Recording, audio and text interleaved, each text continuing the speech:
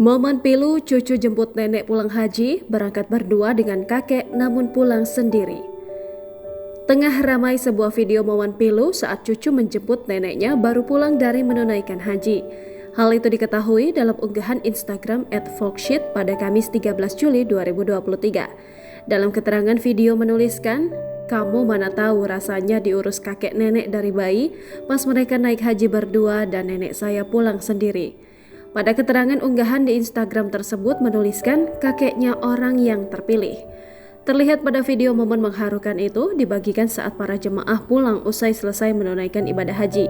Nampak satu persatu jemaah haji turun dari bus dan disambut oleh keluarga mereka masing-masing. Kemudian saat seorang nenek berjilbab hijau turun, ia langsung disambut dan dipeluk oleh dua pemuda yang disebutkan sebagai cucu neneknya. Air mata ketiganya pun tak terbendung, terlihat mereka berpelukan erat dan menangis bersama.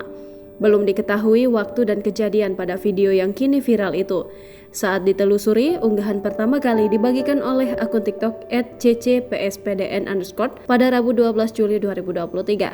Nampak pada keterangan unggahan menuliskan jika pengunggah menyesal karena tidak sempat mengangkat video call saat lagi kerja. Video yang berdurasi 15 detik ini pun kini ramai ditanggapi oleh warganet.